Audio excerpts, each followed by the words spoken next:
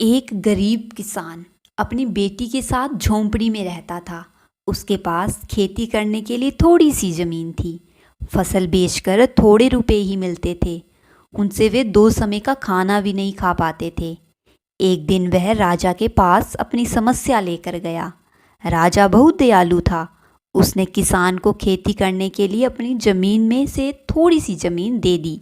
राजा ने कहा, ये ज़मीन तो हमारी ही रहेगी, परंतु इस पर उगने वाली फसल तुम्हारी होगी। किसान बहुत खुश हुआ और राजा को धन्यवाद देकर अपने गांव लौट आया। एक दिन वह खेत की जुताई कर रहा था। तभी उसका हल एक कठोर चीज से जा टकराया। उसने खोद कर देखा तो उसे सोने की एक औखली मिली। किसान बहुत ईमानदार था। उसने अपनी बेटी से कहा कि हमें ये ओखली राजा के खेत से मिली है। जिसकी ज़मीन है उसी की ये ओखली भी है, इसलिए हमें ये ओखली राजा को लौटा देनी चाहिए। लेकिन किसान की बेटी बोली कि नहीं पिताजी, आप ऐसा ना करें, आपको केवल ओखली ही मिली है। अगर राजा ने आपसे इसकी सोने की मुसली भी मांगी तो आप क्या करेंगे? इसलिए आप इस ओखली को अपने ही पास रख लीजिए। परंतु किसान को अपनी बेटी की ये बात अच्छी नहीं लगी। वह राजा के पास ओखली लेकर जा पहुंचा।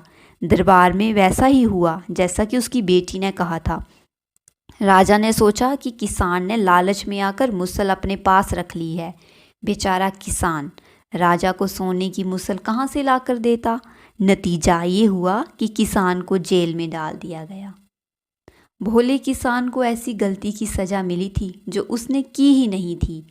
लेटे लेटे वह दिन रात रोता रहता था और यही कहता था कि काश मैंने अपनी बेटी की बात मान ली होती।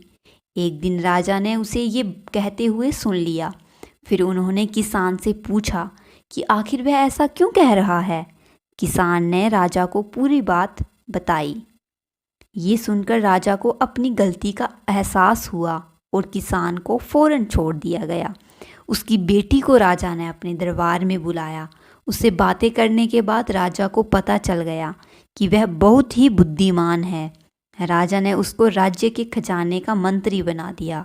उन्हें रहने के लिए घर और सारी सुख सुविधा भी दी। इसके बाद से किसान और उसकी बेटी हमेशा सुख में रहे। अंत में जीत सच्चाई की ही हुई। तो इससे हमें ये शिक्षा मिलती है कि हमें ईमानदारी के साथ साथ बुद्धिमानी भी रखनी है।